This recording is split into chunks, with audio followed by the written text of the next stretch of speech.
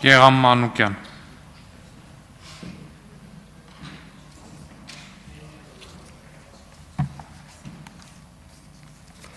Սիրելի հայրենակիցներ, պարտավոր եմ նորից ասել։ Արդեն երկրորդ շաբաթն է Հայաստանի ազգային ժողովը շարունակում աշխատանքը ոչ լեգիտիմ կարգով։ Տնային կալանքի տակ է մեր գործընկեր Արթուր Սարգսյանը եւ նա արդեն երկրորդ շաբաթ է զրկված իր խոսքը ազգային ժողովի ամբիոնից հնչեցնելու։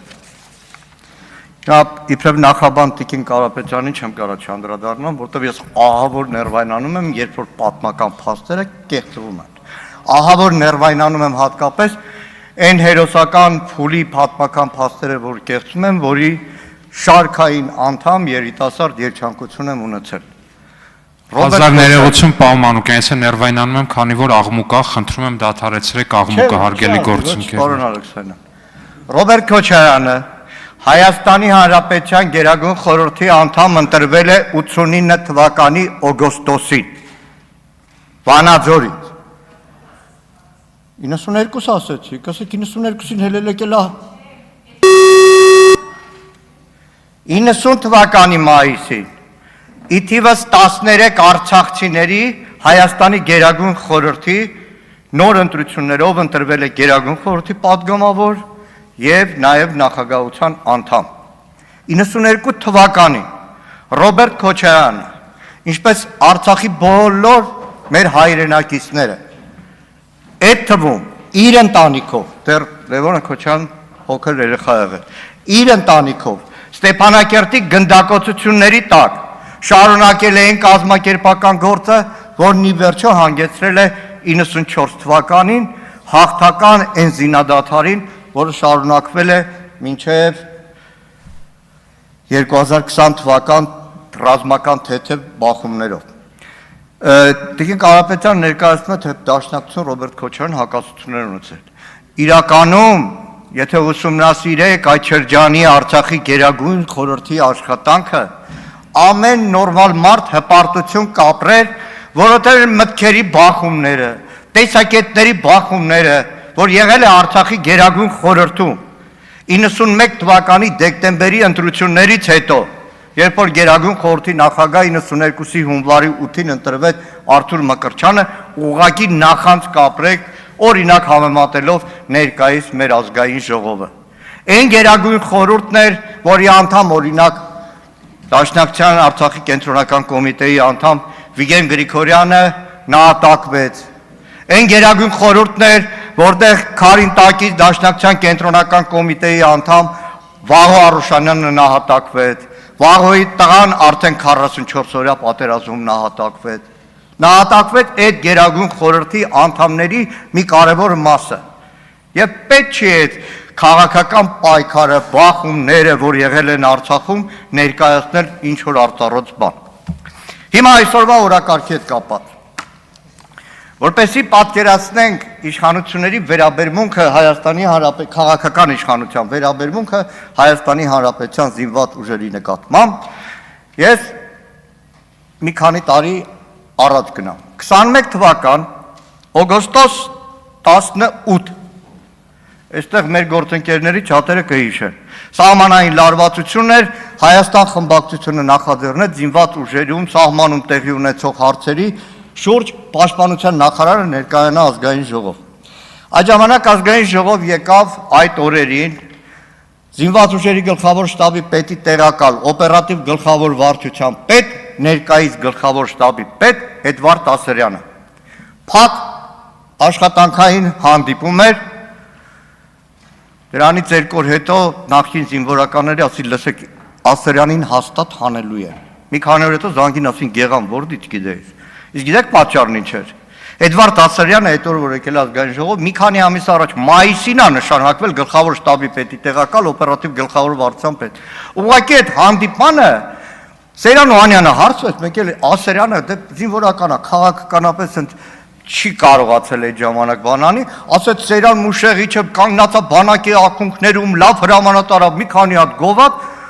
զգացի պարոն Քոչարյանի դուրը չեկավ Անդրանիկ, Հակոբ Արշակյանի դուրը չեկավ եւ ԿՊ պատգամավորների մի քանի օր հետո Մայիսի նշանակված գլխավոր շտաբի պետի տեղակալ օպերատիվ գլխավոր վարչության պետ Էդվարդ Ասրյանի սեպտեմբերին հանեցին։ Մի քանի ամիս աշխատեց, որտեղ Սեյրան Օհանյանն էր գովածը։ Իհարկե Էդվարդ Ասրյանը ցավոք սրտի մինչև հիմա իր պաշտոնական կենսագրությունում խուսափում է գրի, որ 21 թվականի սեպտեմբերից մինչև 22 թվականը եղել է Արցախի պաշտպանության բանակի շտաբի պետ։ Այդ իր գործն է։ Մեր հանձնաժողովը, պաշտպանության հանձնաժողովը իրականում անցնող 5 տարիներին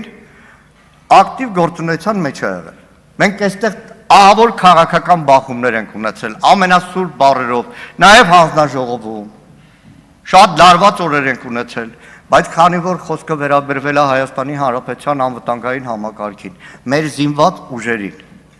չի եղել որևէ աշխատանքային քննարկում, որևէ մասնագիտական քննարկում, կատարողական բյուջեի նախագիծ, որ ընդդիմադիր падգամավորներով ակտիվ մինչև վերջ ներկայություն չունենանք։ Սա հանձնաժողովի մասին։ 23 թվականին Հայաստան խմբակցությունը նախաձեռնեց փակ նիստ Հայաստանի Հանրապետության զինված ուժերում ստեղծված իրավիճակը, խնդիրները, հրատապ անելիքները թեմայով վաղ եմ ունեցել զեկուցող բերելու։ Մի մասը այս զեկույցի փակեր, գաղտնիեր չեմ կարողացել հրապարակել։ Այստեղ մատնանշված են բազմաթիվ խնդիրներ, որոնք 23 թվականին մեր զինված ուժերի առջև ծառացած են։ Կանդրադառնամ դրանցից մի քանիսի։ 23 թվականին քննադատել եմ զինված ուժերի գլխավոր շտաբում կադրային խայտառակ թափուր տեղեր, ամենաբարձր պաշտոններին, ամիսներով գլխավոր վարչության պետեր, կորպուսի հրամանատարներ չեն նշանակվել։ Հիմա 26 թիվն ենք։ 26 թիվն ենք։ Հայաստանի Հանրապետության ռազմավարական կորպուսներից մեկի, 3-րդ բանակային կորպուսը հուլիսի 7-ից հրամանատար չունի։ Չունի։ Այստեղ Պարոն Գաբրելյանը, կարծեմ Վիլյամ Գաբրելյանը, թե Արտուրը խոսեց, հատուկ նշանակության ստորաբաժանումների կարևորությունը։ Ադրբեջանը առողջանից գիշեր կենտրոնացած է այդ զորամիավորումների ձևավորման կատարելագործման վրա։ Հուլիսի 7-ից Հայաստանի Հանրապետության զինված ուժերը չունեն հատուկ նշանակության ստորաբաժանումների հրամանատար։ Հանել են։ Իմիջիալոց սրտի խորքումոսի լավ արել են, հանել են։ Գնդերեցների դեմ ամենակեղտոտ արշավ մղող Դավիդյան, հանեցին ու ուղարկեցին տուն, հիմա թափուր է, պաշտոնը չկա, և իրականում կադրային հարցում բազմաթիվ են եղել և երիտասարդ, և կայացած, և խելացի զինվորականներ, որոնք մի քիչ անհուսալի լինելու պատճառով այսօր զինված ուժերում չեն, ուղարկվել են թոշակի, պետությունը միլիոններ է ծախսել, զինվորական ակադեմիաներ է ուղարկել, գլխավոր շտաբի ակադեմիա է ուղարկել, պրոզա է ուղարկել, միլիոնները ծախսել է, բայց ասել են անհուսալի է գնա տուն։ Երկրորդը, այս անցնող նախընտրական շրջանում շատ խոսվեց 25-օրյա վարժական հավաքների մասին։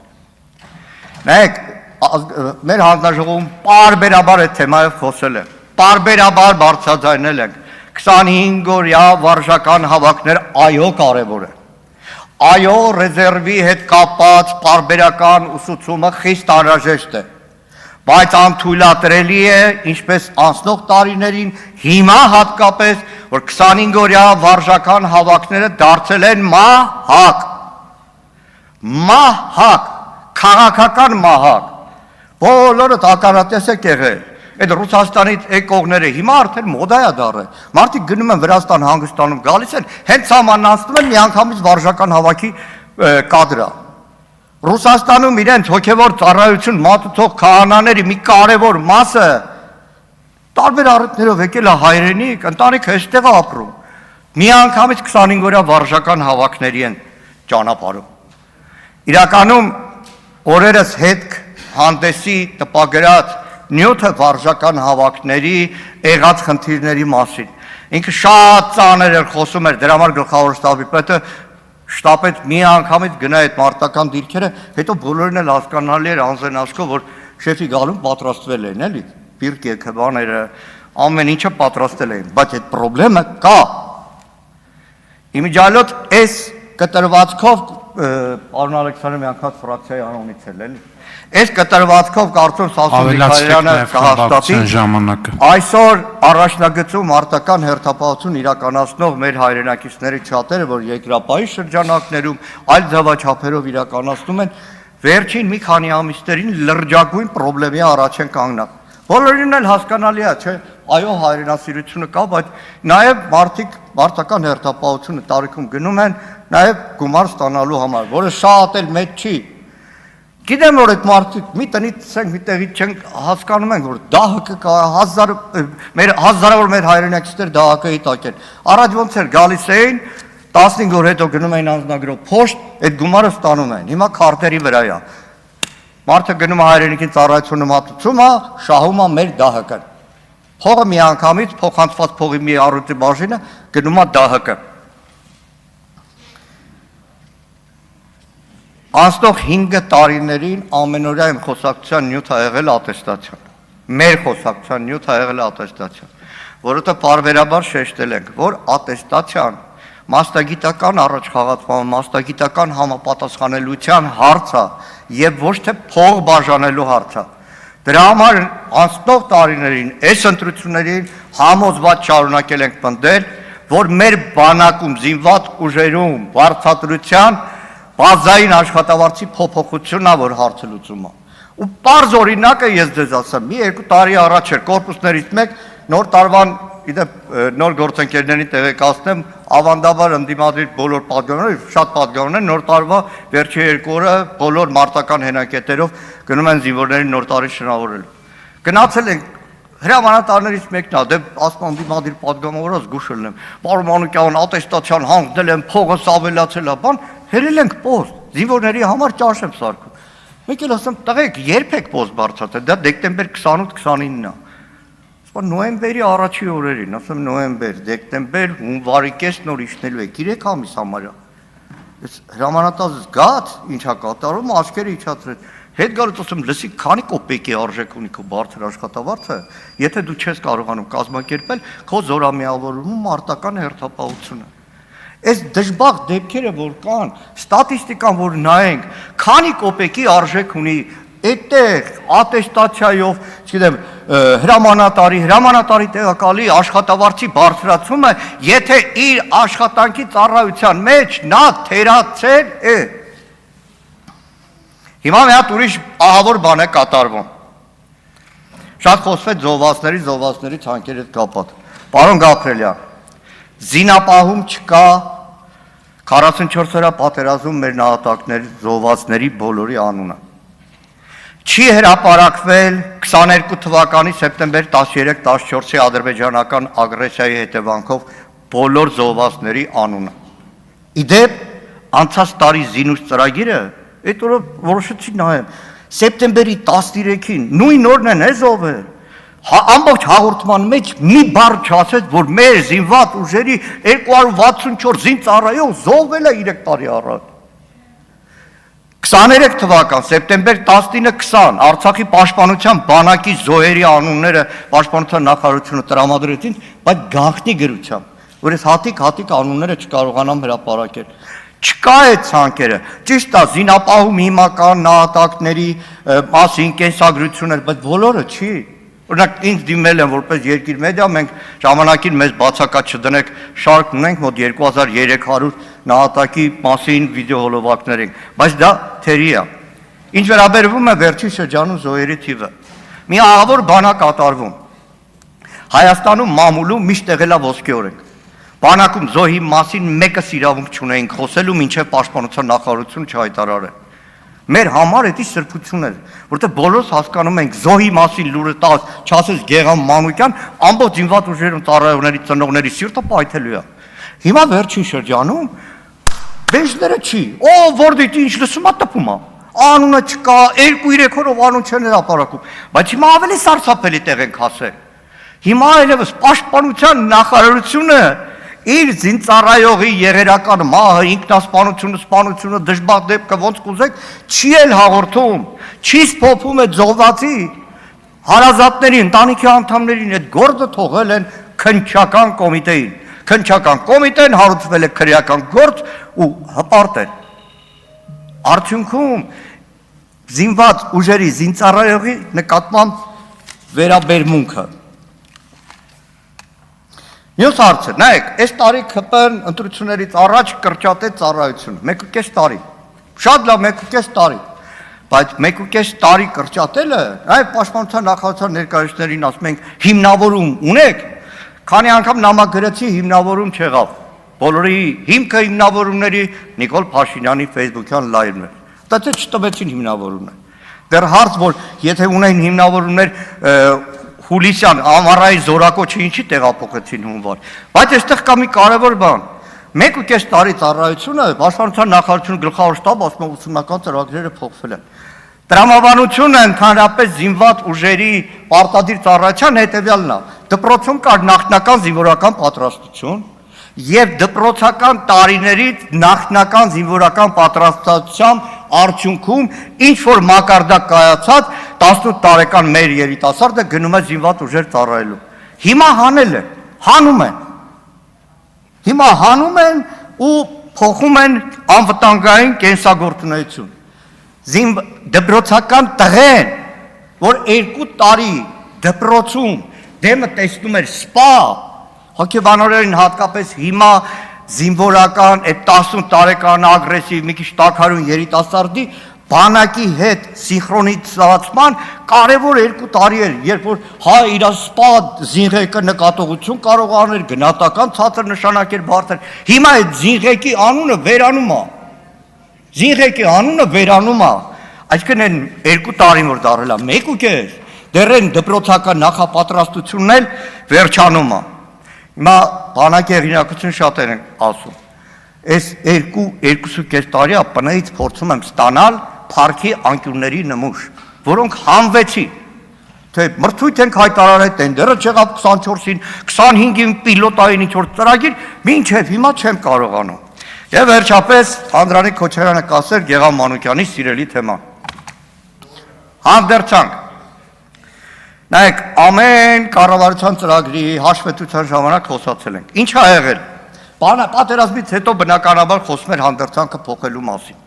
Մեկ էլ 23 թվին թիկունքի պետը հայ զինվոր թերթին հարցազրույց տվեց, որ 24 թվականը զինված ուժերը ունենալու է նոր հանդերձանք։ 24-ին չկար, ասում եմ, ուրա, տենդեր ենք հայտարարել, չի եղել։ 25 տենդեր ենք հայտարարել, չի եղել, ինչ որ ակնարկում էին ամերիկացիների հետ։ Բան, այս տարվա 25-ի վերջին մեկ էլ ասեցին Ամերիկայից ֆորմեկ են եկել։ Այդ որ ասեն ֆորմեկ ամբողջ զինված ուժերի չի, մի 3000 հատ։ Ու ասեցին, որ փորձարկում է անցնելու զինված ուժերում։ Դե մի քանի ամիս թող փորձեն։ Ինչքան հետաքրքրում է փորձարկումը ոչ միտեղ չէր արտադրել։ Այս տարվա մայիսի 28-ին ախր ժողովուրդ բառը բանա օդի մեջ չի հայտարարվեց տողանց անցնելու է զինված ուժերի նոր համազգեստով։ Բայց մենք փորձարկում, դա կարողա չի հաստատվում։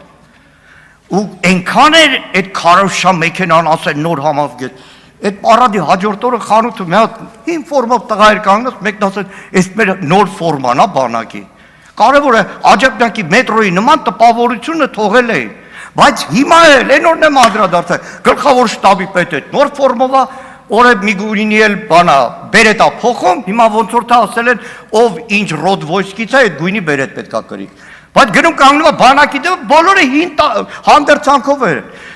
Բանակ զորակոչվող տղեն, որ մի քանի ամիս է ինքը ծնողը լսել է, որ նոր հանդերձանք է բանակում, էլի հին հանդերձանքը ստացել է, գնացել է իր ծառայությունը մատուցել։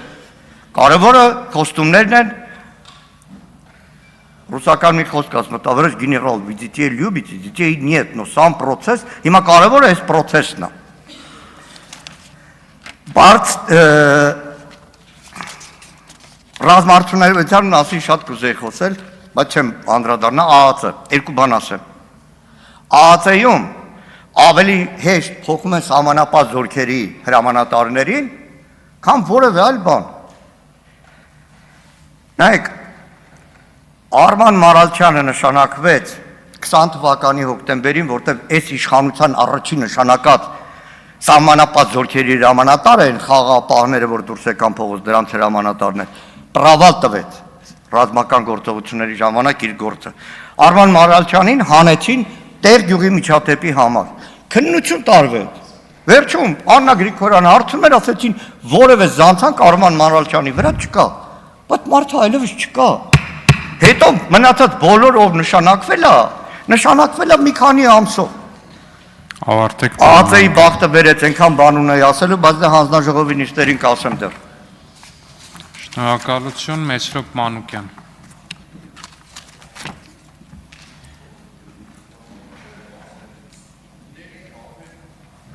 Հանելա պատգամավորը ելույթ, պարոն Մանուկյան։